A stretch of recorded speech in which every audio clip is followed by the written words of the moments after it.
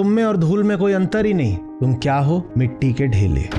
ऐसा ढेला जो रोता बहुत है। तू मिट्टी ही है, प्रकृति ही है, प्रकृति के अतिरिक्त तू कुछ नहीं है, कुछ नहीं है। लोक धर्म कहता है व्यवहार सही करो, धर्म कहता है अहंकार सही करो। शारीरिक अहंकार दर्द दे सकता है, मानसिक अहंकार दुख देता है। ये अहंकार जो है ये भी दो तरह का है। एक वो जो शरीर के रहते भी अति क्षीण किया जा सकता है, और दूसरा वो जिसका अध्यात्म बस यही कहता है कि तुम दर्द को दुख मत बनने दो। तुम पैदा किस लिए हुए हो? कुछ बनने के लिए नहीं हो। कृष्ण कह रहे हैं कि दोनों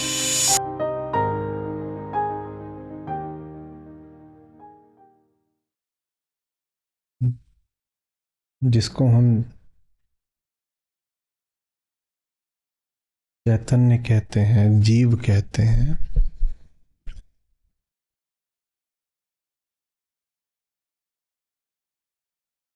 वो जड़ से, जगत से भिन्न है भी और नहीं भी है।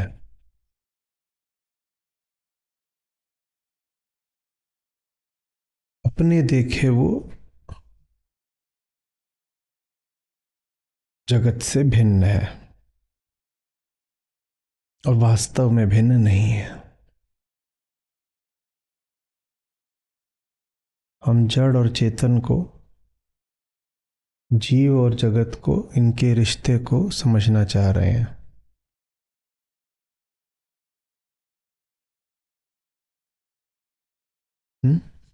अहंकार को और संसार को, दृष्टा को, दृश्य को। ये है क्या? इनके मध्य रिश्ता क्या है? तो जीव की दृष्टि से देखो तो निस्संदेह वो जगत से भिन्न है।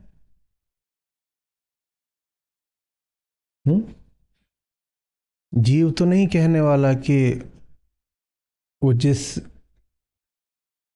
जमीन पर बैठा है उस जमीन में और उसमें कोई अंतर नहीं है। कोई कहेगा? जीव तो नहीं कहने वाला कि उसने जो कपड़ा पहना है उसमें और उसकी खाल में कोई अंतर नहीं है। वो तो नहीं कहेगा।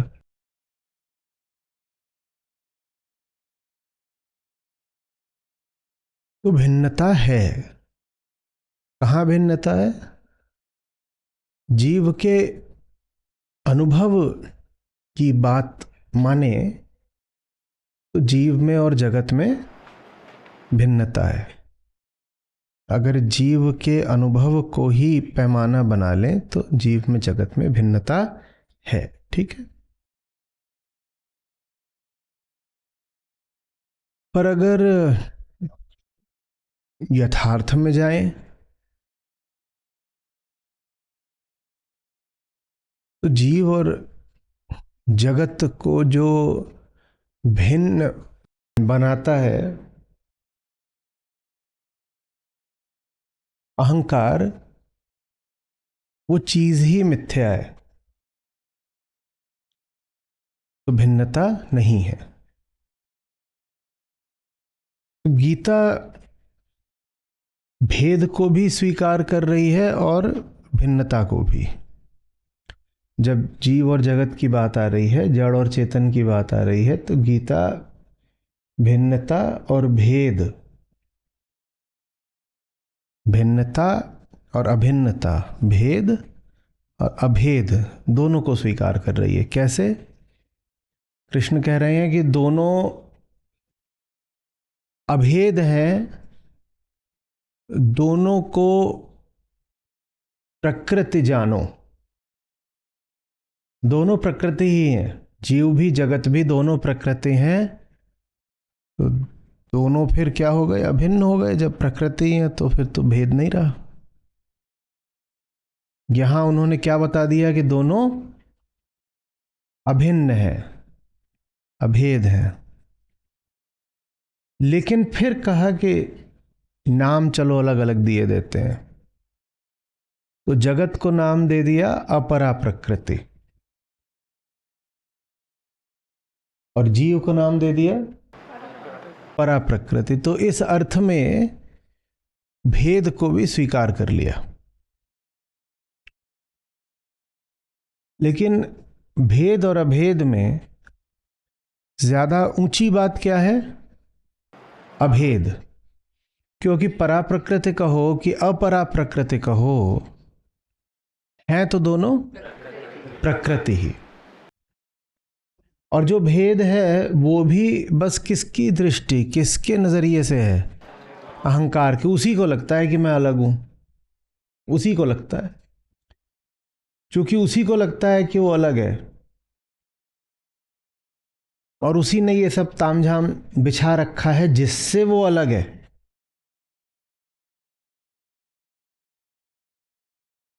तो उसके नजरिए का ख्याल करते हुए परा और अपरा का भेद कर दिया गया। अन्यथा है दोनों प्रकृति, जड़ और चेतन एक है। जीव और जगत, अहंकार और संसार एक है, एकदम एक है। भेद अगर दोनों में आता भी है तो किसके देखे, किसके अनुभव से आता है? अहंकार के। और अहंकार अपने आप में क्या है? तो भेद अहंकार के लिए है, इतना गीता स्वीकार कर ले रही है। पर गीताकार ये भी जानते हैं कि अहंकार मिथ्या है। तो ज्यादा बड़ी बात, ज्यादा सही बात यह है कि दोनों में कोई अंतर है नहीं। दोनों में कोई अंतर है नहीं। अंतर माना जाता है और मानने वाला अहंकार है। तो जो माना जाता है उसको सूचित करने के लिए, भेद की मान्यता को इंगित करने के लिए बस इतना कह दिया है कि अहंकार परा है और संसार अपरा है, पर है दोनों प्रकृति ही। दोनों में कोई अंतर नहीं है। बात आ रही है समझ में? अहंकार का काम है अंतर स्थापित करना। पहली बात तो गीता ने समझा दी कि अंतर नहीं है। पिछला श्लोक याद है कि भाई प्रकृति का ही हिस्सा है अहंकार।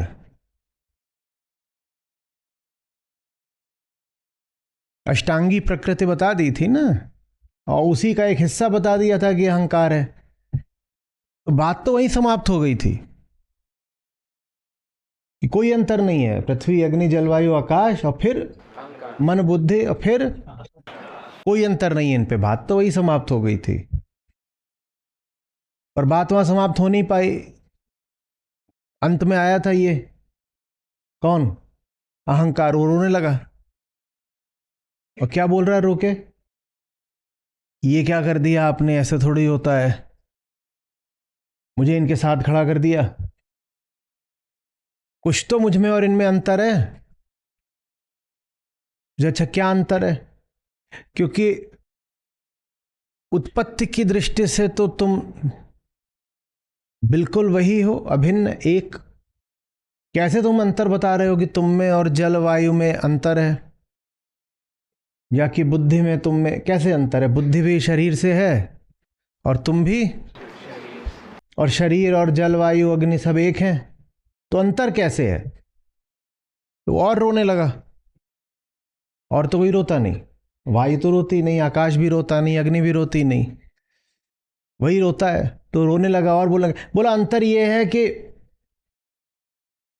मैं उनका अनुभव करता हूं ना, वो मेरा अनुभव तो नहीं करते।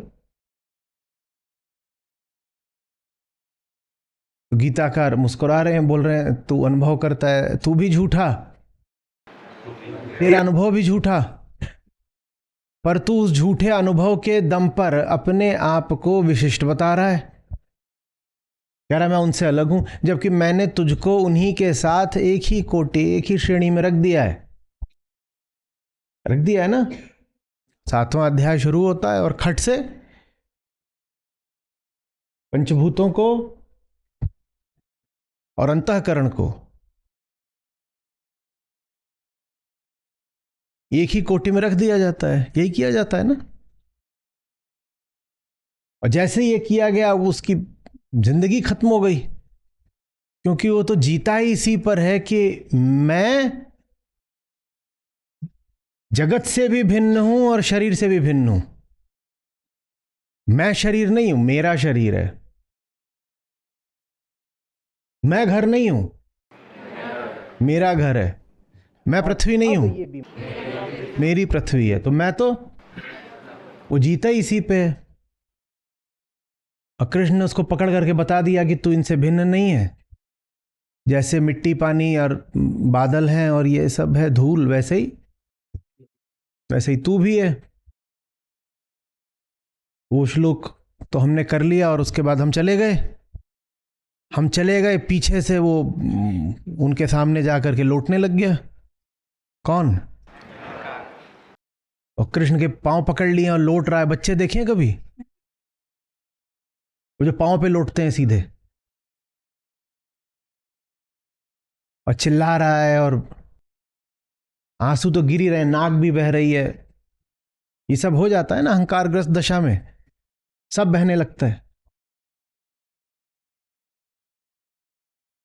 तो गीताकार कहते हैं अच्छा चल ठीक है, अंतर तो है। कैसे अंतर है? अग्नि तेरी तरह रोती नहीं, और जल बहता है पर तेरी नाक की तरह नहीं, और बादल भी गीला करते हैं पर जैसे तू गीला हुआ ऐसे नहीं। तो अंतर तो है, चल मान लिया, तेरी बात मान ली। तो ये अंतर कर दिया क्या? परा और अपरा। बात आ रही है समझ में? ये अहंकार जो है ये भी दो तरह का है।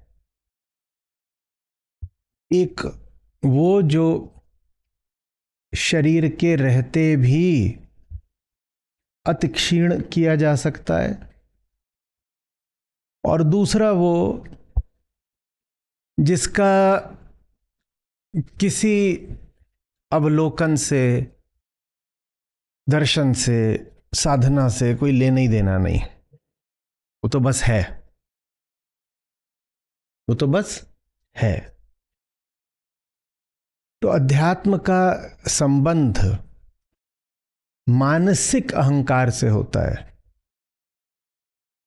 मानसिक अहंकार, मानसिक अहंकार मानसिक दूरी बनाता है। मानसिक अहंकार है जो कहता है मैं फलाना विचार हूं। मानसिक अहंकार तभी है जब विचार हो। मानसिक अहंकार तभी है जब विचार हो। ये मानसिक अहंकार साइकोलॉजिकल ईगो है, जिसको आत्मावलोकन के द्वारा आप दुर्बल कर सकते हो, घटा सकते हो, क्षीण कर सकते हो।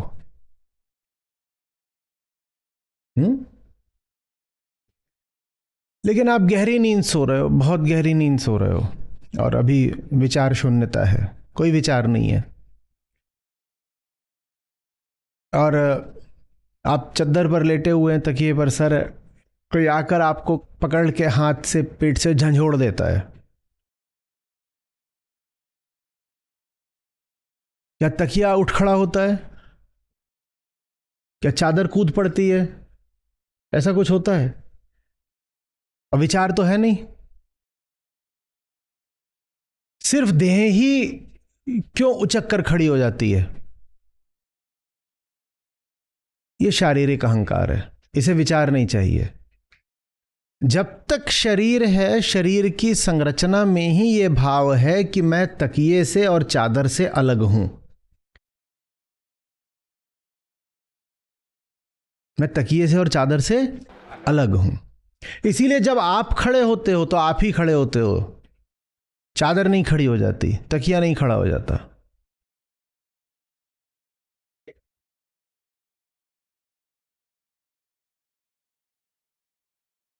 कोई विचार नहीं भी हो तो भी शरीर ने एक विभाजन बना ही रखा है, एक भिन्नता, भेद खड़ा ही कर रखा है स्वयं के और संसार के, जगत के बीच में। उस भेद का क्या नाम है? त्वचा। ये इसको किसी विचार की भी जरूरत नहीं। आप पूरे तरीके से विचार शून्य हो जाएं तो भी ये सीमा रेखा तो रहेगी ही रहेगी।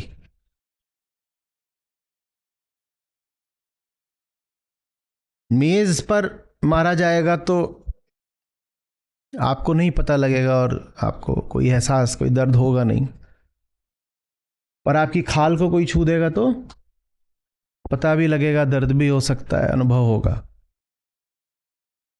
भिन्नता आ गई ना। ये भिन्नता मरते दम तक नहीं जा सकती।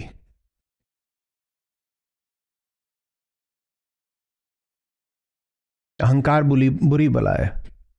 पहली बात तो जो मानसिक ही अहंकार है वो भी बस क्षीण किया जा सकता है,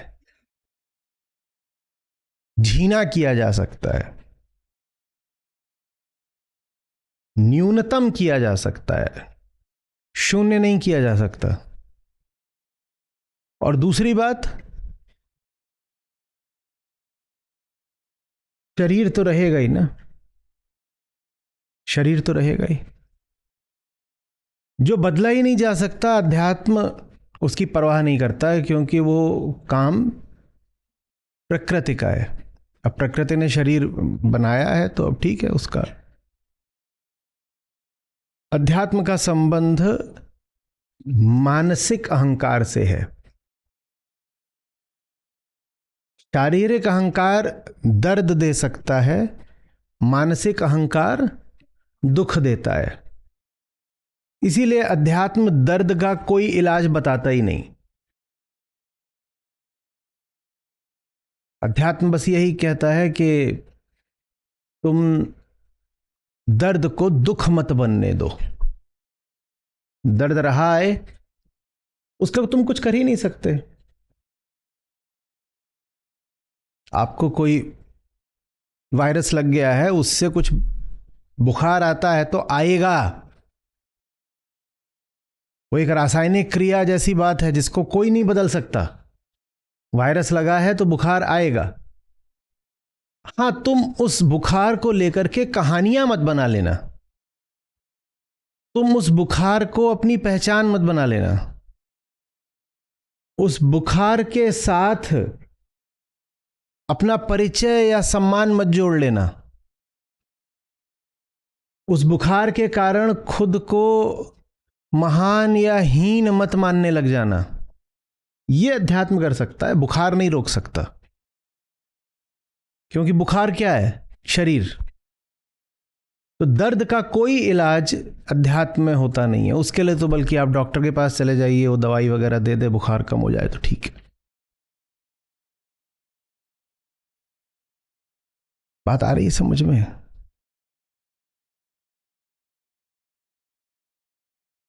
हमने शुरुआत इससे करी है कि श्री कृष्ण बात कर रहे हैं 8 प्रकार की प्रकृति की, जिसमें अहंकार शामिल है, और हमें लगा था कि मुद्दा यहीं पर खत्म हो गया।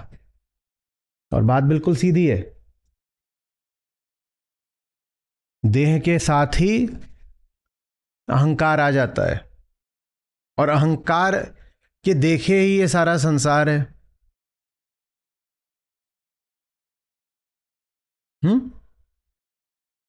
तो बात वहां समाप्त हो जानी चाहिए थी। और उसके बाद हमारा सत्र समाप्त हो गया, हम चले गए, और फिर हमें खुफिया सूत्रों से पता चला कि अहंकार जाकर के कृष्ण को पकड़ के खूब लोटा है और खूब रोया है। उसको सेल्फ वर्थ इश्यूज हो गए। बोल रहा है मुझे धूल बता दिया। वो भी 400 जने बैठे हुए थे उनके सामने। कह रहे तुम में और धूल में कोई अंतर ही नहीं। तुम में पानी में कोई अंतर नहीं। ये कोई बात है? माने कुछ तो ख्याल कर लेते। तो फिर क्या करा? कैसे चल तुझे अलग माने लेते हैं तो बाकी सब अपरा, तू। लेकिन अब सच को भी छुपाया नहीं जा सकता, तो अपरा प्रकृति और तू परा हो, तो बेटा तुम। अब उसको इतनी समझदारी ही होती तो वो होता ही काहे को। उसको झुंझुना दे दिया, वो खुश हो गया। वो कह रहा है मुझे अलग बता दिया। मैं क्या हूं? परा हूं। मैं परा हूं। तो पापा की परी हो गई, खुश हो जाते हैं। और फूला फूला घूम रहा है तब से, जब से कृष्ण ने उसको परा बोल दिया। और इतनी खुशी में वो देखना ही भूल गया कि परा के आगे क्या लगा है, प्रकृति। और पिछले श्लोक में क्या लिखा था कि तू प्रकृति ही है। तो वो खुश है कि हाँ चलो, मैं जब स्वयं को अलग मानता हूं तभी जी पाता हूं। और अब अलग होने का मुझको गीता से भी अनुमोदन मिल गया।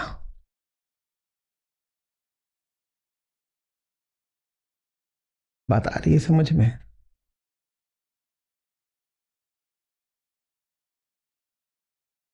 है मामला कुछ नहीं, मामला बस इतना सा ही है कि ये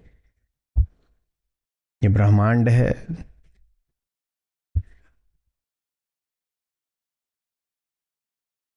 इसी की धूल से ये शरीर पैदा हो जाता है, और इसमें न जाने कितने ग्रह और सूरज हैं जिनके छोटे छोटे छोटे छोटे कण मिले हुए हैं, उससे ये शरीर बना है। ऐसे ही नहीं आपके शरीर में सब मौजूद है, zinc, cobalt, iron, magnesium, copper, gold, silver, uranium, सब मौजूद है शरीर के अंदर। ऐसे ही नहीं मौजूद है। पृथ्वी पर तो उन चीजों का प्राकृतिक रूप से निर्माण भी नहीं हो रहा।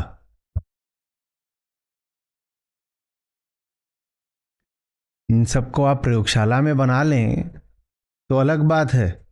वो भी ऐसे ही बनाओगे कि आप उनका मिनरल ले लोगे, जिंक का ऑक्साइड ले लोगे, उसमें से जिंक निकाल लोगे।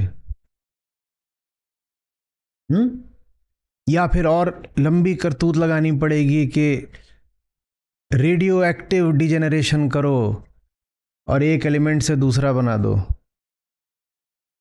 सही बात तो यह है कि पृथ्वी पर यह सब कुछ बन भी नहीं रहा। सही बात तो यह है कि पृथ्वी पर यह सब भी पता नहीं कहाँ कहाँ से आया था, और जहाँ जहाँ से आया था वहाँ से आकर के मिल करके ये शरीर बन के खड़ा हो गया है। तो कुल मिला करके जैसे कुछ भी और है, नदी, पहाड़, बादल, गुफा, बर्फ, वैसे ही ये शरीर है।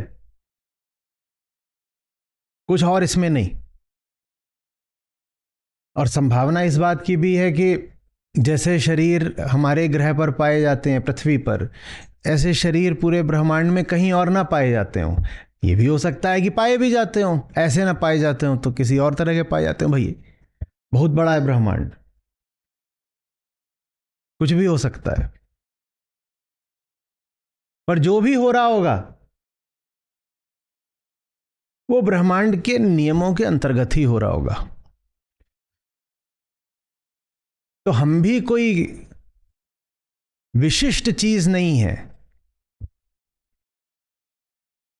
बड़ा रोचक लगेगा आपको, आप पढ़ेंगे कि पृथ्वी पर जीवन की शुरुआत कैसे हुई। तो वास्तव में पृथ्वी को बने जितना समय हुआ है, 2/3 समय तक तो, 2/3 से ज्यादा समय तक तो पृथ्वी पर जीवन जैसा कुछ था ही नहीं। पृथ्वी क्या थी? उबल रही थी। और जैसा ये वातावरण अभी है, इसमें जैसी गैस है और जैसा अनुपात है, ऐसा भी नहीं था। बहुत समय तक तो पृथ्वी पर पानी ही नहीं था, बड़े लंबे समय तक एक बूंद नहीं थी पानी की। ये नहीं कि पानी अंदर घुसा हुआ था ही नहीं पानी। आपको पता है पृथ्वी पर पानी भी बाहर से आया है। लो, और सब चीज़ें तो छोड़ दो, पृथ्वी पर जितना सारा आप पानी देखते हो, ये पानी भी सारा बाहर से आया है। जब पृथ्वी बनी थी तो पृथ्वी ऐसी थी जैसे ठोस चट्टान, वो भी गर्मा गर्म लाल। फिर पानी वानी आ गया, वो भी बड़े समय बाद आया। फिर सागरों में नहीं जीवन पैदा होने लगा। फिर वो पानी जो है, जब ऐसे समझ लो कि बड़े बड़े तालाबों में इकट्ठा होने लग गया और उस पर खूब सूरज की रोशनी पड़े, तो पानी है, मिट्टी है, उसमें और चीज़ें मिल रही इधर से उधर आकर के। और ये हम 2-4 दिन की नहीं बात कर रहे, हम करोड़ों सालों की विकास प्रक्रिया की बात कर रहे हैं। तो पानी गाढ़ा होने लगे, गाढ़ा जैसे काढ़ा, सूप।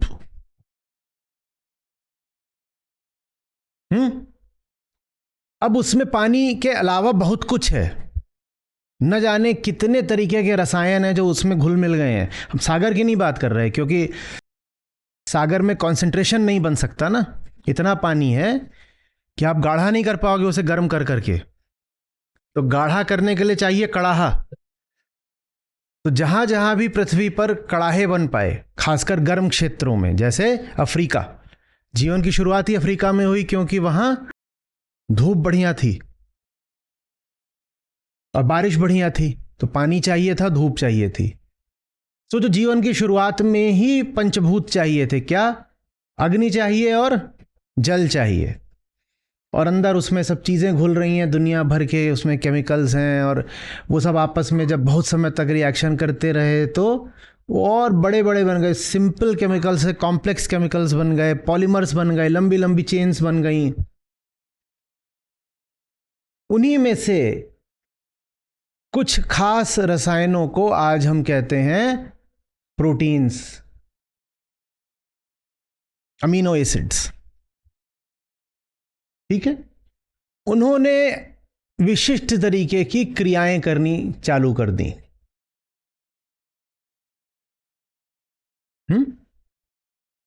उससे वो बना जिसको फिर आप कहोगे, जो आरंभ में था, न्यूक्लिक एसिड।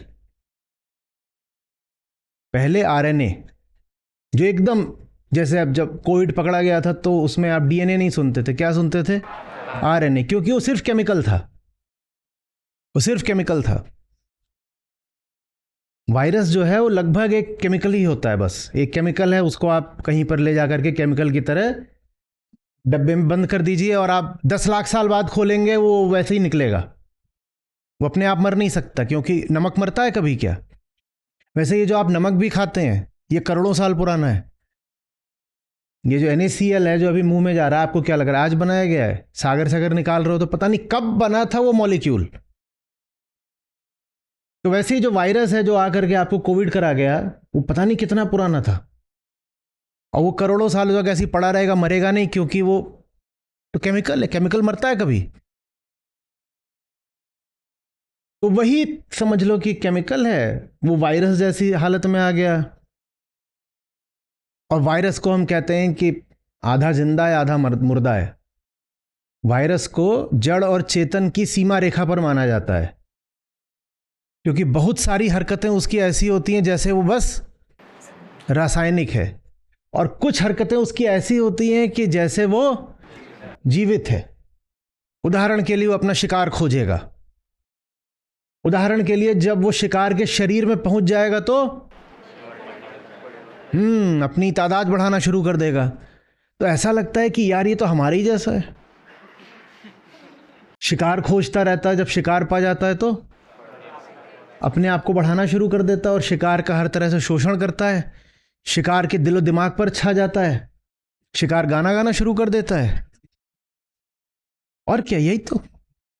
आपको इश्क का बुखार नहीं चढ़ता, तो वैसे ही कोविड आता है तो बुखार चढ़ा देता है, और आप नहीं कहते हो कि अभी इसके दिमाग पर फितूर चढ़ा हुआ है और ये अब तो वैसे ही कोविड आता है तो आपके ऊपर छा जाता है। अब आप वही वही करते हो जो आपसे वो करवाना चाहता है, चाहे कोविड हो, चाहे रेबीज हो, या कोई भी वायरस हो, आप वही करोगे जो वो आपसे करवाना चाहता है। तो ये तो जिंदा जैसी बात हो गई। बात आ रही समझ में? तो इसी तरीके से जीवन भी आगे बढ़ा है। ये रसायन ही है जो चल चल के अभी ऐसा व्यवहार करने लग गए, और आप जो कुछ करते हो उसमें सब रासायनिक ही है। और इन्हीं रसायनों ने जब आगे एक बड़ा बड़ा बड़ा जटिल रूप ले लिया, क्योंकि विकास यात्रा इतने करोड़ साल, तो उससे ये शरीर बन गया।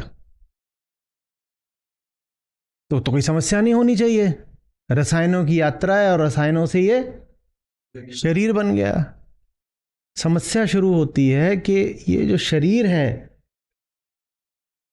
ये अभी अपनी विकास यात्रा पर है,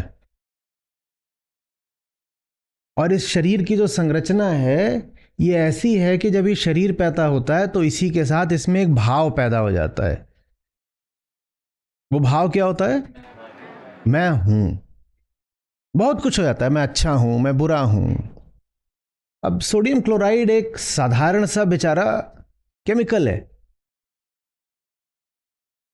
आप उसको ले जा करके महंगे से महंगे खाने में डाल देंगे तो ये नहीं कहेगा कि मैं महान हो गया। और आप नमक को ले जा करके ऐसे ही कहीं पे डाल देंगे, मान लीजिए अपने कहीं आप कमोड में डाल दीजिए नमक को, उसको डिप्रेशन नहीं हो जाएगा। क्यों नहीं हो जाएगा? क्योंकि कुछ है ही नहीं, Na+Cl- कुछ है ही नहीं, दम ही नहीं उसमें। उसमें इतनी जटिलता ही नहीं है कि तरह तरह के वहां पर सर्किट्स बन सकें, कि तरह तरह की वहां पर क्रियाएं हो सकें। पर जो इंसान का खोपड़ा है इसमें अरबों तरीके की संभावनाएं होती हैं, सिर्फ इसलिए क्योंकि यहां बड़ी जटिलता आ गई है, न जाने क्या क्या यहां मौजूद है। उन्हीं जटिलताओं का उत्पाद जो होता है उसको बोलते हैं अहंकार। अहंकार, a bug in the machine. क्योंकि मशीन भी अभी पूरे तरीके से विकसित हुई नहीं है, मशीन भी तो अभी इवॉल्व ही कर रही है ना। इवोल्यूशन कोई पूरा थोड़ी हो गया है, इवोल्यूशन भी अपनी यात्रा पर है। और यात्रा के बीच में अभी ऐसे ही एक समझ लो ढाबा आया है, उस ढाबे पर ये खड़ा हो गया पुतला इंसान नाम का।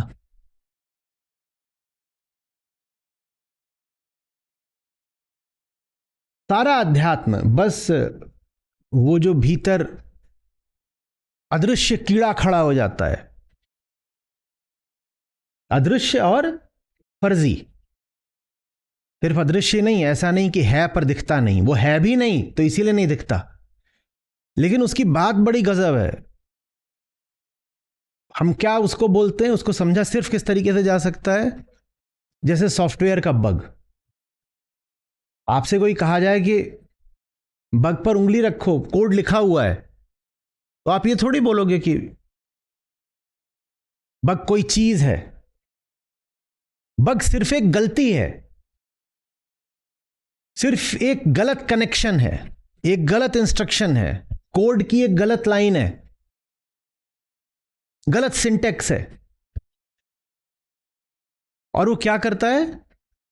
पूरे प्रोग्राम से उटपटांग हरकतें कराना शुरू कर देता है। होना कुछ चाहिए था, हो कुछ और जाता है। इनपुट आउटपुट में डिस्टॉर्शन ला देता है। बात आ रही है ना समझ में? यह है अहंकार। अब बताओ, उसको प्रकृति ना बोलें तो क्या बोलें? प्रकृति के अलावा कुछ भी है उसमें? कुछ भी है, बस।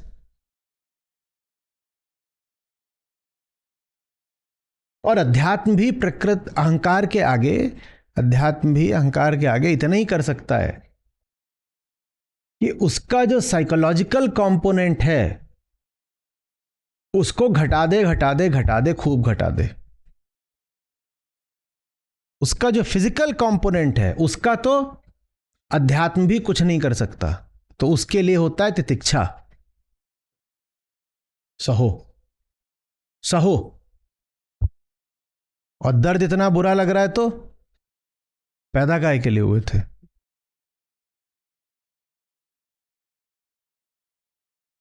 तुम्हारे पेट में गैस बन रही है, गीता उसका इलाज नहीं कर सकती।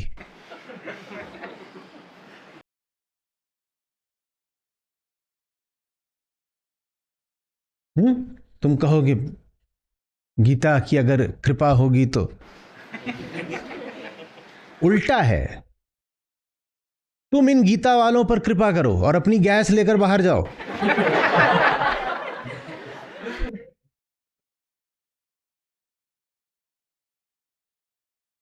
ले दे के हम भी अहंकार के ही पुतले हैं। हाँ, अब ध्यान लगाएं कि नाक पकड़े। और कई तो ऐसे होंगे जो नाक पकड़ के बोलेंगे ये ध्यान की मुद्रा है।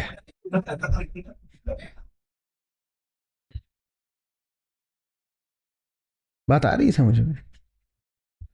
कुछ नहीं है मामला, मिट्टी उठी है और ऐसी बन गई है, और एक दिन में नहीं बन गई है, तो इसीलिए आपको विश्वास नहीं होता। आप कहते हो ऐसे थोड़ी होता है, मिट्टी ऐसे थोड़ी बन जाती है। फास्ट फॉरवर्ड में देखो, जैसे कहते हो ना आचार्य जी 2x में सुनना है, वैसे ही 2 बिलियन x में पृथ्वी पर जो कुछ हुआ है उसको देखो, तो तुम्हें दिखाई देगा मिट्टी कैसे खट से तुम्हारे जैसे बन गई। 2 बिलियन x की स्पीड में देखो तो तुम्हें दिखाई देगा कि मिट्टी कैसे तुम्हारे जैसी हो गई। और फिर दिमाग से सारे भूत उतर जाएंगे, जीवात्मा आई थी और फिर बैठ करके ईश्वर ने पृथ्वी का निर्माण किया था वगैरह वगैरह, सब भूल जाओगे, सब खत्म। मनुष्य को बनाया और उससे बोला वत्स, और साथ में वो ईव खड़ी हो गई थी और दोनों नंगे पुंगे घूम रहे थे। और तभी वो फर्जी सांप आ गया सेब लेकर के। और वो सेब खाते ही दोनों ने कहा अरे हम तो नंगे हैं।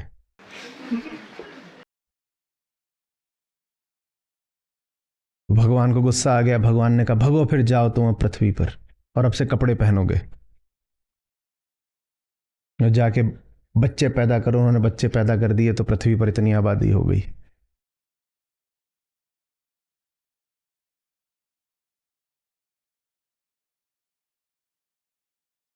कुछ आ रही है बात समझ में?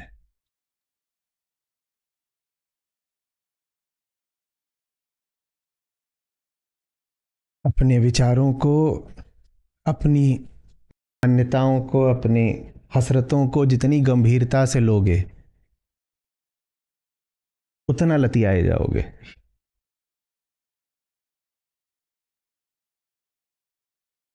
तुम क्या हो? मिट्टी के ढेले। औकात याद रहे, मैं क्या हूं? मिट्टी का ढेला। बस बात खत्म। ऐसा ढेला जो रोता बहुत है, इतना रोया कि जाकर के श्लोक में भी अमेंडमेंट करवा लाया।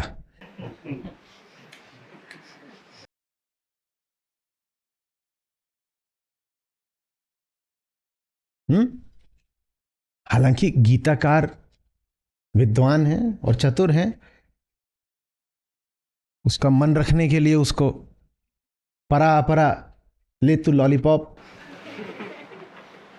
लेकिन जो मूल बात थी वो कायम रखी कि बेटा है तो तू प्रकृति ही, और प्रकृति के अतिरिक्त तू कुछ नहीं है, कुछ नहीं है।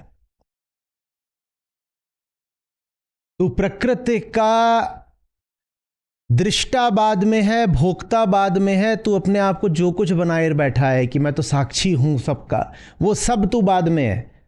सबसे पहले ये मान कि तू मिट्टी ही है, प्रकृति ही है। वो अपने आप को ये जताने के लिए कि वो प्रकृति से भिन्न कुछ है, कुछ भी मानने को कहने को तैयार हो जाएगा। उदाहरण के लिए मैं तो साक्षी हूं, नहीं तू साक्षी औक्षी कुछ नहीं है, तू प्रकृति है। नहीं पर मैं भिन्न हूं, चल अच्छा ठीक है, तू काली मिट्टी है। अब तुझे अपने आप को नहीं, पर मुझे तो कुछ मानिए, मैं तू लाल मिट्टी है, तेरा ठीक है, ये तो लाल मिट्टी हो गई, ये पीली मिट्टी है। अब इतनी भिन्नता आप ले लो, खुश हो लो, तुम्हें खुश होना है तो।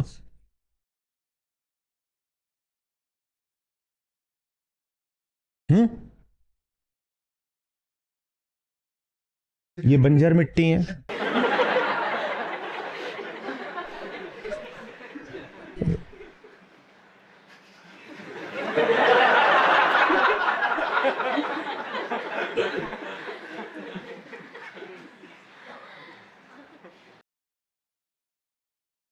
और कैसे गुण आते हैं जो कहते हो कि सतरजतम है, वो यही तो है। जैसे मिट्टियां कई तरह की होती हैं, तो वैसे ही तो है। कोई रेत जैसा कि उड़ रहा है, और कोई दलदल, वो भी तो मिट्टी है।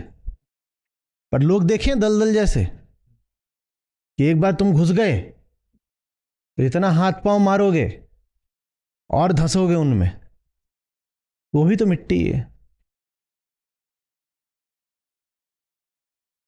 बात आ रही है समझ में? और कुछ है ही नहीं, यही है।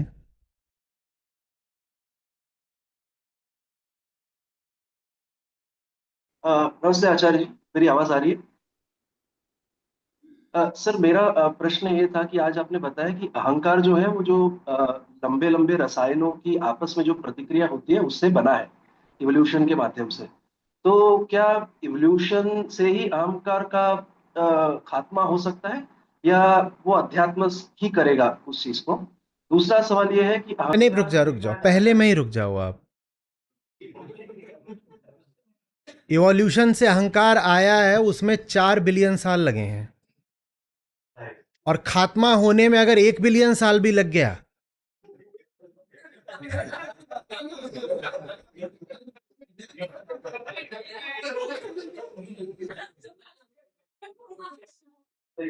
क्यों ऐसी बातें पूछ रहे हो? क्यों पूछ रहे हो? इवोल्यूशन से आज तक इतना तो हो नहीं पाया कि पेट का अपेंडिक्स हट जाए। वेस्टिजियल ऑर्गन सुने हैं, जिनकी शरीर में कोई उपयोगिता नहीं। इवोल्यूशन उनको भी अभी तक नहीं हटा पाया, और धीरे धीरे करके हट रहे हैं। न जाने कब हटेंगे आखिरकार। अपेंडिक्स नहीं हटा, ईगो हट जाएगी।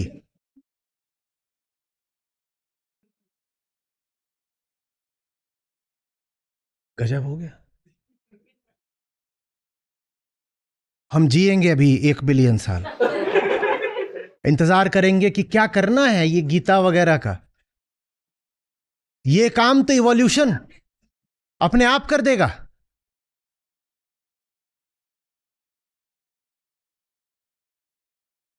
कितना खास सवाल था।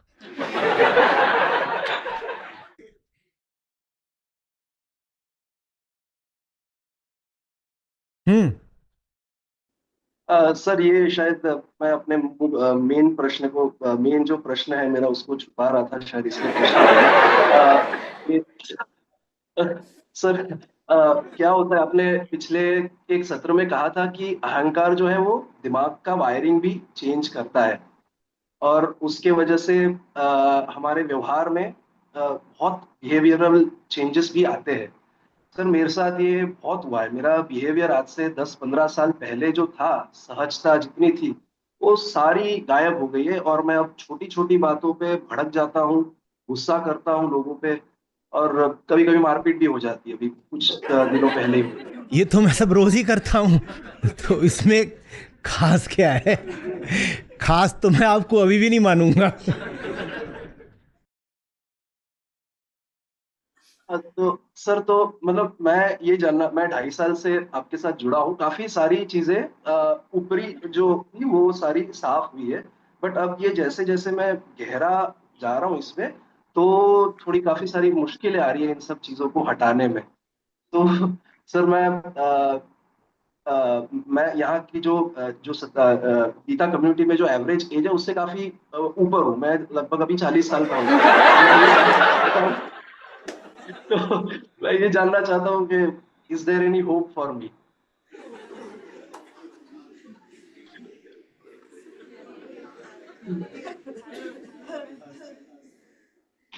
अरे औकात तुम 40 के हो जाओ।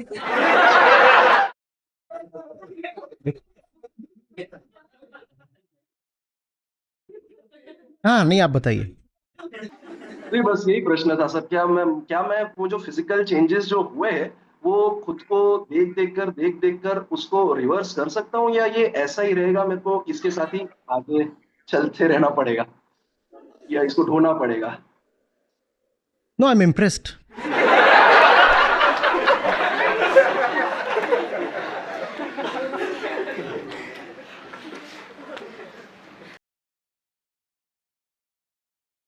आपको कैसे पता है कि आपकी हार्ड वायरिंग बदल गई है?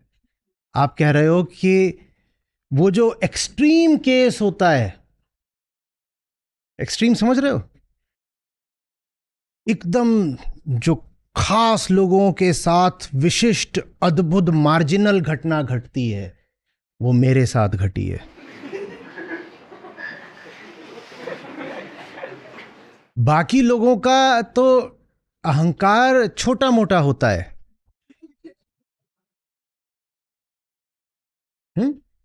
वो तो बस लहरों की तरह उठता है, गिरता है और यही सब है। मेरा तो इतना जबरदस्त है कि उसने मेरी हार्डवायरिंग ही बदल दी है। आपको कैसे पता क्या बदल दिया है? आपको कैसे पता?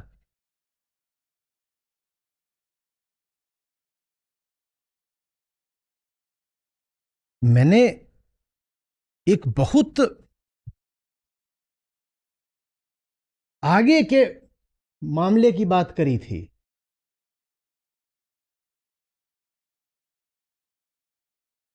मैंने उनकी बात करी थी। मुद्दा था वो बच्चे जो जन्म से ही विशिष्ट होते हैं। मैंने उनकी बात करी थी जिनकी जिंदगी में कुछ ट्रॉमा हो गया होता है। वहां मैंने कहा था कि जो मामला है वो फ्रोजन शोल्डर जैसा हो जाता है, कि यहां पर ऐसी ऐसी चीजें अब आपस में चिपक गई हैं कि आप उनको अगर अब सिर्फ फिजिकली किसी तरह की फिजियोथेरेपी से छुड़ाओगे तो दर्द बहुत होगा और छुड़ाना लगभग असंभव है। तो तब मैंने कहा था कि किसी बाहरी यंत्र की सहारे की, सर्जन के चाकू की जरूरत पड़ती है। पर वैसा हजारों लाखों में किसी के साथ होता है। भाई किस किस के कंधे में कभी ना कभी दर्द हुआ है? तो सर्जरी किस किस ने कराई फिर उसकी?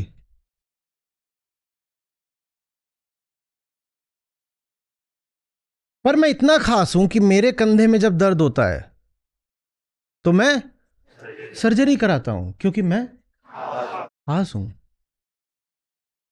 आपको कैसे पता कि आपका मामला वो टॉप 0.1 परसेंटाइल वाला है? आप क्यों मान रहे हो? क्योंकि वो मानने में भी एक गुरूर है। मेरे साथ जीवन ने ऐसे विशिष्ट काम किए कि देखो मेरी देह ही बदल गई, देखो मेरे ब्रेन की वायरिंग ही बदल गई। नहीं, ऐसा नहीं है। हम आपसे बार बार कहते हैं, अहंकार के पास चुनाव हमेशा होता है, हमेशा। The ego is sovereign. उसी को प्रेम कहते हैं, उसी को ईमानदारी कहते हैं। उसकी अपनी नीयत के बिना कुछ नहीं बदल सकता। सर्जन को भी भूलिएगा नहीं, अनुमति मरीज ही देता है। सर्जन भी आपका कंधा नहीं खोल सकता जब तक आपने वहां पर जाकर साइन नहीं कर दिए। पहले साइन कराएगा, फिर लिटाएगा।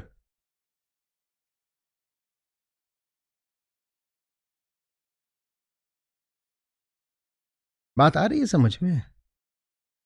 आप फंस जाओगे।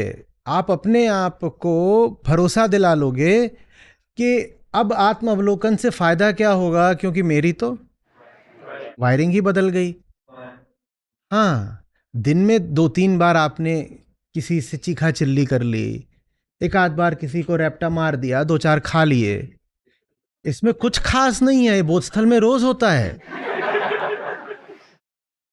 अरे मजाक नहीं कर रहे हैं।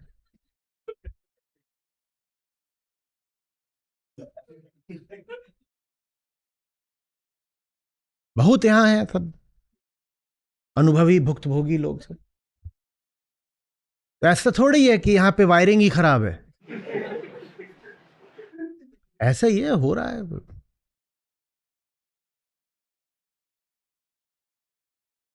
आ रही है बात समझ में?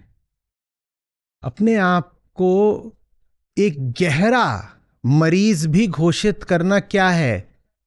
मैं अलग हूं, मैं अलग हूं। वही जैसे जाकर लौट गया था कि कम से कम मुझे परा तो बोल दो। तुमने तो मुझे सीधे सीधे क्या घोषित कर दिया? प्रकृति घोषित कर दिया। कुछ तो मेरी लाज रखो। और आप अकेले नहीं हैं, आप जो बात कह रहे हैं वो हम सब अनुभव करते हैं। आपकी मेडिकल रिपोर्ट ऊपर नीचे आ जाए थोड़ी सी, बुरा तो लगता है, डर भी लगता है, पर साथ ही साथ एक छुपा हुआ मजा भी उठता है। ये रिपोर्ट आई है, अब जाकर के बीवी को दिखाऊंगा और कहूंगा, देख देख तेरी वजह से मेरे दिल का क्या हाल हुआ है। देख ये मेरा HDL LDL, देख ये मेरा कोलेस्ट्रॉल। मैंने दिल तुझे ही तो दिया था, बता तूने उसमें इतना कोलेस्ट्रॉल क्यों उड़ेला?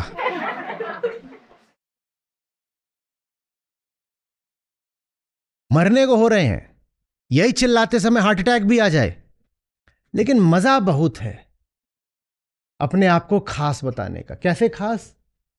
कि जिनका नॉर्मल आया है उन्होंने क्या उखाड़ लिया? तुम क्या निकले? नॉर्मल ही तो निकले। हम भले ही बीमार हैं पर नॉर्मल से तो अलग हैं, और नॉर्मल से अलग होने के बड़े फायदे होते हैं। अब वो बीबी बिल्कुल ग्लानि में डूब के मरी जा रही है, कह रही है मैं ही हूं अभागन, और इधर उधर दो लोगों को बता दिया, उसको कह रहे हैं तो उल्टा छा गई तू अपने भतार को।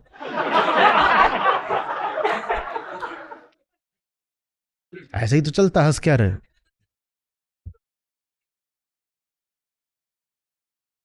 और ये हंस रहे हैं, पता है कि अब कभी भी बाजा बजेगा, पर मजा बहुत आ रहा है। इसी बहाने इसका तो बैंड बजा।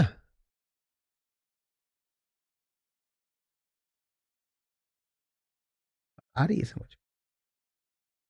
इतनी जल्दी खुद को बीमार मत घोषित कर दो। याद रखो, खुद को बीमार घोषित करना भी स्वयं को पृथक और विशिष्ट कहलाने की चाल होती है। और जहां तक शारीरिक हार्डवायरिंग और इन सब की बात है, मैं आपको आमंत्रित कर रहा हूं, आप खोजिएगा कि जंगल में कितने जानवर बीमार होते हैं, शारीरिक रूप से भी और मानसिक रूप से भी। आप हैरान रह जाएंगे। जंगल में एक जानवर नहीं है जो मानसिक रूप से बीमार होता है, और शारीरिक रूप से भी बीमार होने वाले जानवरों की संख्या लगभग शून्य होती है। दूसरी ओर जानवर जब मनुष्य के संपर्क में आ जाते हैं, चाहे घर में पालतू बनकर, और चाहे जू वगैरह में, और चाहे कई बार हमारी सड़कों गलियों में, जानवरों में भी मनोरोग पैदा हो जाता है।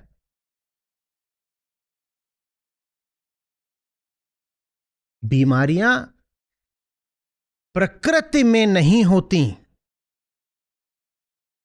जंगल में मैं कह रहा हूं, मानसिक बीमारी क्या, शारीरिक बीमारी भी खोजना मुश्किल हो जाएगा आपके लिए।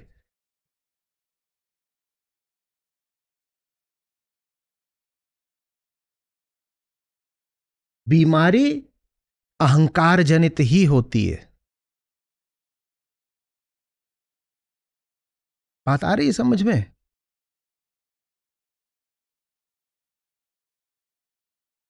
जंगल में आमतौर पर जो वायरस होते हैं, आपको लग जाते हैं तो आप जूनोटिक जूनोटिक चिल्लाने लग जाते हो। बताओ जंगल के जानवरों को कुछ क्यों नहीं होता उनसे? और जंगल से वही वायरस आपके पास आ जाए तो आप पगला जाते हो, ये क्या हो गया मेरे साथ। वो जानवर से आपके पास आए, जानवर को ही क्यों नहीं हो गया? क्योंकि जानवर अब उसके साथ का हो गया है। विज्ञान बोलेगा उसने इम्यूनिटी डेवलप कर ली है, पर अध्यात्म इसको ऐसे कहेगा कि दोनों में अब संगति आ गई है। वो वायरस अब उस जानवर का कुछ नहीं बिगाड़ेगा, दोनों साथी हो गए हैं। और वही वायरस जब यहां आ जाता है तो आप पागल हो जाते हो। हमें कबूतरों से बीमारियां लग जाती हैं। अभी आज खबर थी कि चूहे ने एक महिला को काट लिया तो मर गई। पता नहीं कौन सा उसको उसमें से जीवाणु लग गया।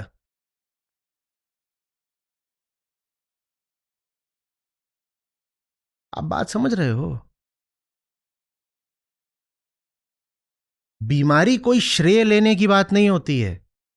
आप अगर बीमार हो तो उससे यही पता चल रहा है कि आप आदमी ही ठीक नहीं हो। बीमारी कोई चौराहे पे खड़ा होकर के बताने वाली बात नहीं होती है कि देखो मैं खास हूं, मैं बीमार हूं।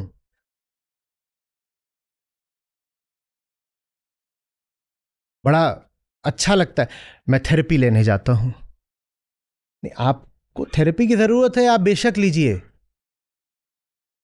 लेकिन ये कोई गौरव की बात नहीं है। इसको फैड मत बनाइए। थेरेपी समझ रहे हो ना? कौन सी थेरेपी?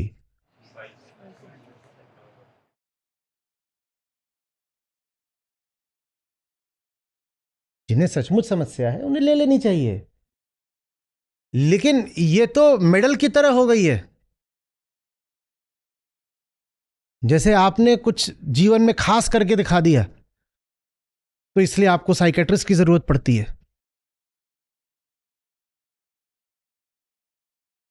अगर आप बिल्कुल ही अपने आप को बर्बाद नहीं कर चुके हैं तो अपनी जिंदगी को देखना पर्याप्त होगा,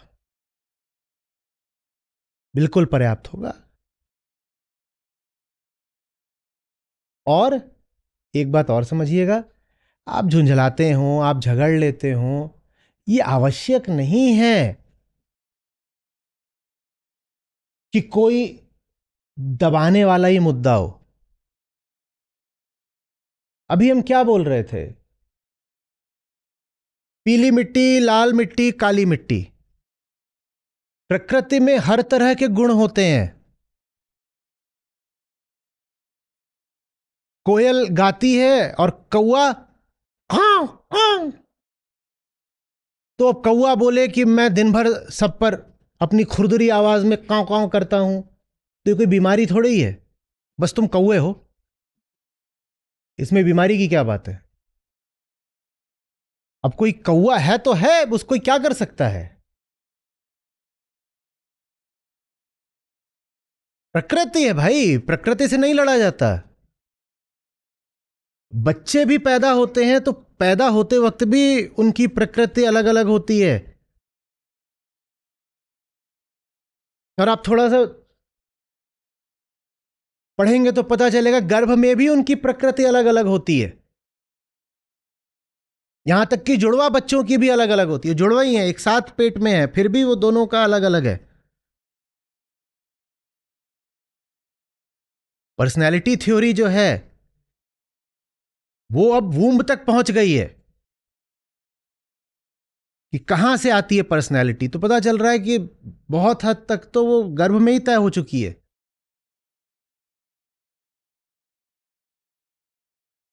देखिए कई बच्चे वो रो ही रहे होते हैं हर समय, और कई होते हैं वैसे ही पड़े होते हैं।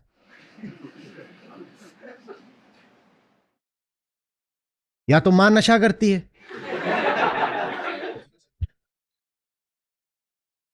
मां के खान पान से ही तो सब उधर पहुंच जाता है, तो अपना टुन्न पड़ा हुआ है।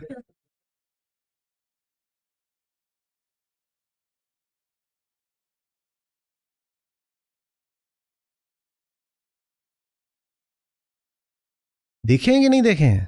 उपद्रवी, ऊधमी, मूडी, कई तरह के होते हैं।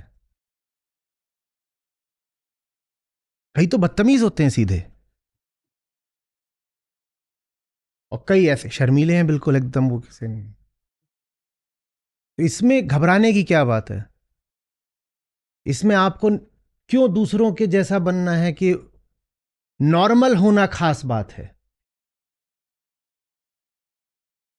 कोई कम बोलता है, कोई ज्यादा बोलता है, जैसे हो ठीक है भाई।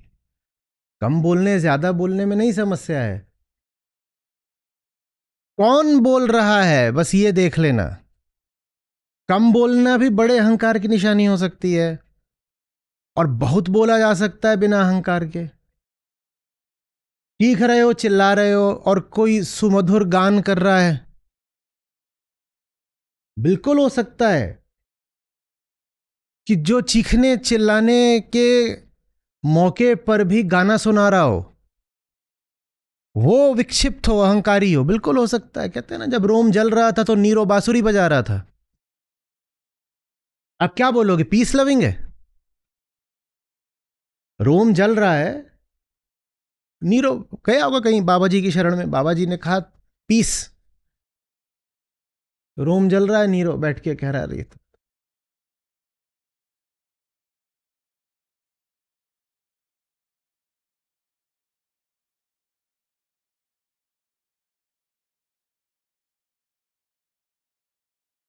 तुम उपद्रवी हो, करो उपद्रव। प्रकृति है, माँ है, माँ की गोद में उपद्रवी बच्चे की भी जगह होती है, करो। किसने कह दिया कि तुम अपने व्यवहार को कस्टमाइज करो?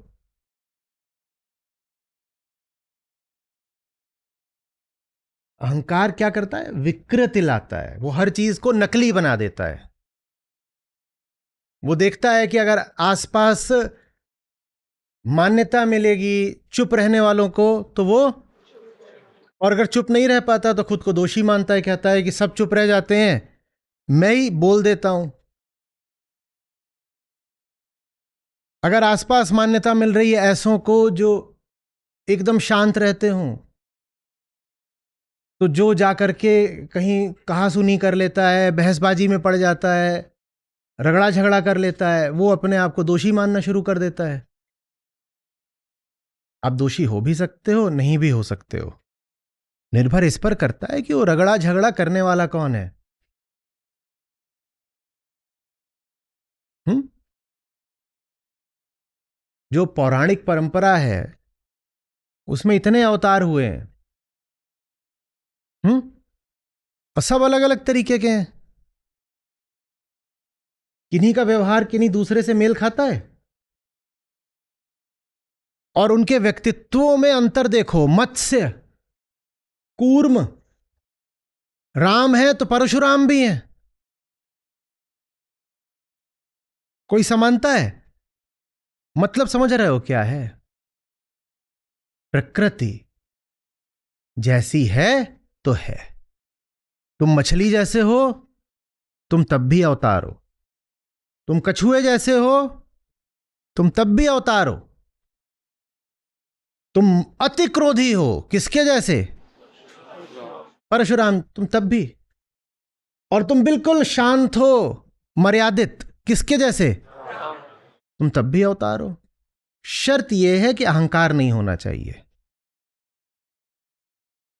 और जिसको आप आमतौर पर बड़ा गंदा प्राणी मानेंगे, कौन? सुअर, समझने वालों ने उसको भी अवतार बना दिया, वराह कह के। वो समझदार लोग थे, इसलिए। हम होते तो हम कहते कि नहीं ये तो गंदी चीज है, ये कैसे, ये तो।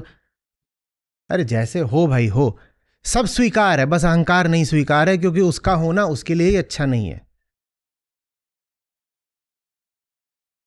अब आप अगर वराह पैदा हुए हो तो क्या बन जाओगे, कोयल? कैसे बनोगे? कहां है हमारा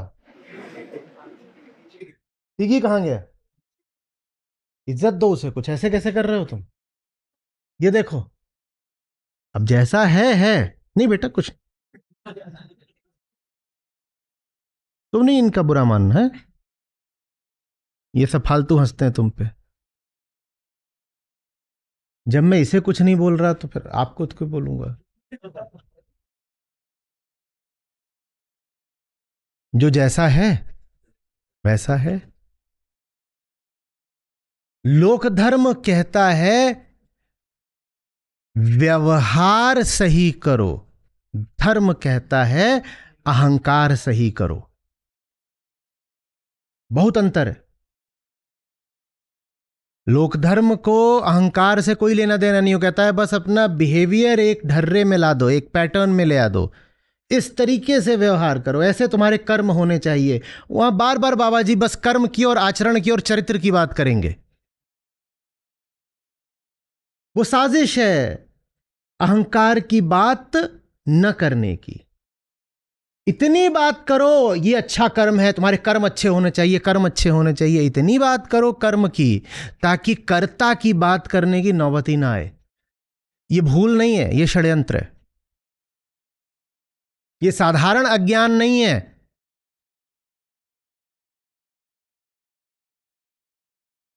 ये नीयत की खराबी है।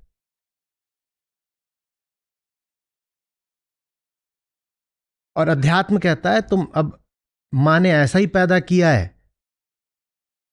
तो तुम घोड़ा बनने की कोशिश मत करना, बिल्कुल मत करना। बस तुम अहंकारी पिगी मत बनना।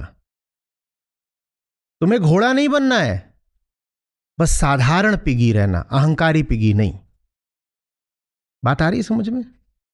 तुम पिगी पैदा हुए हो, देखा ईमानदारी आ ही जाती है, कितनों ने मान ही लिया। अभी बाद में आप बोलोगे कि तुम पिगी हो तो झापड़ मारेंगे फटाक से। तो तुम पिगी पैदा हुए हो तो साधारण पिगी रहना। बात आ रही समझ में? तुम्हारी गलती यह नहीं है कि तुम घोड़ा नहीं बन पाए, तुम पर कोई बाध्यता नहीं है घोड़ा बनने की। तुम्हारी गलती यह है कि तुम अहंकारी पिगी हो गए। अगर प्रकृति ने तुम्हें पिगी पैदा करा है तो साधारण पिगी रहो। समाज तुमको क्या बोल रहा है? घोड़ा बन जाओ, घोड़ा बन जाओ। और कहां से बेटा, नहीं बनना है।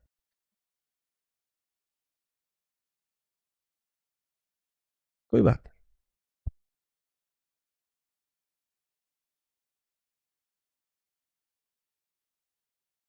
आ रही बात समझ में? सीधे रहो। वो छोटू को क्या नाम दिया था मैंने? आर्जव। अब मैं उससे ये थोड़ी उम्मीद कर रहा हूं कि वो कभी चीखेगा नहीं, चिल्लाएगा नहीं, उसकी प्रकृति ऐसी होगी तो करेगा। मेरा कोई इरादा नहीं है कहने का कि ए शालीन सुशील सज्जन व्यवहार कर, तेरा नामकरण पता ना किसने किया था।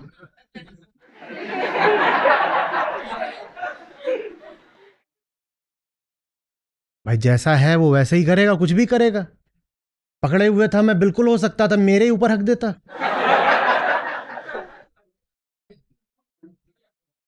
और मैंने देखा ये छोटे वालों को ना इसमें बहुत मजा आता है। मैंने उठाया नहीं कि सबसे पहले तो कुछ बोलेंगे उन्हें हम। ऐसा ही है वो।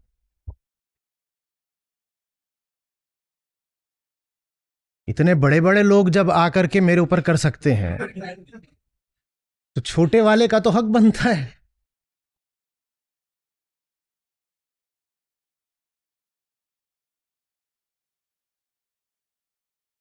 अब सुबह होगी, जिससे लड़ना हो बिना अहंकार के लड़ना। लड़ने को नहीं मना करा जा रहा, जाना सुबह बिल्कुल एकदम खा पी के अच्छे से मुंह पोछना, बाहें ऊपर करना और जाके लड़ जाना। जो करना हो करना, गाली देना पर बिना, निर्लिप्त निर्विकार गाली देना और निष्काम भाव से घूंसा मारना। बात आ रही समझ में? कोई है खुरदुरा तो है। ये मत देखो खुरदुरा है, ये देखो खुरदुराहट के पीछे कहीं वो कीड़ा तो नहीं बैठा? खुरदुराहट के पीछे कीड़ा नहीं है तो खुरदुराहट भली है। और चिकनी चिकनी बातों और चिकने चेहरे के पीछे भी अगर कीड़ा बैठा है तो चिकनाई बहुत बुरी है। खुरदरा होना भी भला है अगर उसके पीछे कीड़ा नहीं है। बात कीड़े की है।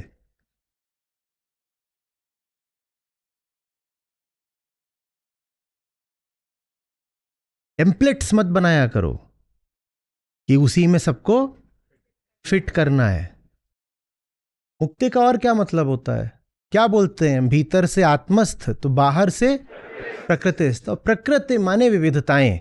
मुक्ति का अर्थ होता है सब स्वतंत्र हो अपनी अपनी विविधता में, जो जैसा है वैसा रहे, सब स्वतंत्र हो। किसी एक लीक पर नहीं चलना है। कोई एक पटरी नहीं पकड़ ली है कि सारी ट्रेनें अब इसी पे दौड़ेंगी। बस इंजन में यह देख लेना कि चालक कौन बैठा है। बात इसकी नहीं है कि तुम कौन सी पटरी पर हो, बात इसकी है कि इंजन को चला कौन रहा है। बाकी तुम्हारी मर्जी है, जिधर जाना है जाओ, जैसे हो जियो, पूरा जहान तुम्हारा है। कोई नियम कानून नहीं लागू होता। बोल रहे थे ना क्या कल कृष्ण, क्या अंग्रेजी सत्र में गीता में क्या बोल रहे थे? ना मेरे ऊपर कोई बंधन है, ना कोई कार्य शेष है, ना कोई कर्तव्य शेष है, ना कामना है, मेरा कुछ नहीं। लेकिन फिर भी देखो मैं दिन रात करे जा रहा हूं। वो दिन रात मालूम है क्या करे जा रहे हैं? वो मजे करे जा रहे हैं। वो जो कह रहे हैं ना देखो मैं दिन रात कर रहा हूं, वो दिन रात क्या कर रहे हैं? मजा कर रहे हैं। तुम पैदा किस लिए हुए हो? कुछ बनने के लिए नहीं हो। क्रोधी प्रकृति के हो तो शान से क्रोधी रहो, मौन प्रकृति के हो शान से मौन में रहो।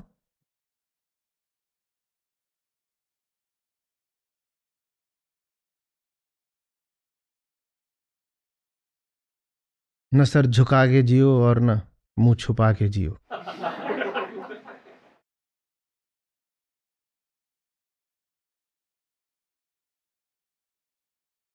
भाई बात समझ में? पूरी दुनिया में तो होड़ लगी रहती है, लड़का इंजीनियर बनेगा, लड़की डॉक्टर बनेगी, कोई ये बनेगा, कोई वो बनेगा, ये ऐसा बनेगा, वैसा बनेगा। अब इधर आ गए तो भी लड़का स्थित प्रज्ञ बनेगा। तो बदला क्या फिर? और फिर सर पकड़ के बैठे हैं कि एक साधारण सा इंजीनियर तो बन नहीं पाए। अब यहां आए थे तो अब ये कह रहे हैं तुम स्थित प्रज्ञ बनना पड़ेगा, आत्मज्ञ ब्रह्मज्ञ बनना पड़ेगा। ये बनने का खेल कभी खत्म भी होगा? अध्यात्म में बनने का कोई खेल नहीं है। बने तो तुम हुए ही हो, और पूरी दुनिया ने बनाया है। अध्यात्म में भी अगर तुम बनने ही आए हो तो जान लो कि बाबा जी तुम्हें और बना रहे हैं। अध्यात्म का मतलब है बनने का खेल, मजे का खेल।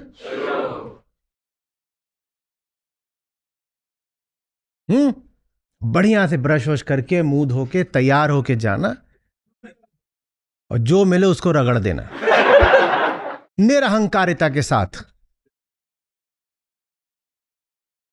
आपको खुशी होगी इस नाते जो हमारी अपनी ऐप है जिसमें हमारे गीता और बाकी सब कार्यक्रम चलते हैं। यहाँ पर बुद्ध हैं, गीता है, उपनिषद हैं, अष्टावक्र हैं। ये मुझे मिले, मेरी जिंदगी बदली, ये तुम्हें मिलेंगे, तुम्हारी जिंदगी भी बदलेगी। सच पूछिए तो मतलब लाखों नहीं तो कम से कम हजारों जिंदगियां तो हैं जो बिल्कुल बदली हैं।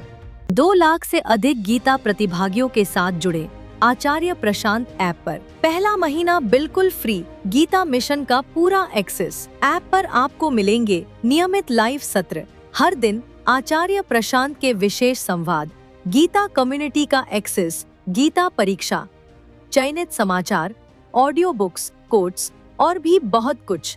गूगल प्ले स्टोर या एप्पल ऐप स्टोर पर आचार्य प्रशांत सर्च करें और अभी डाउनलोड करें।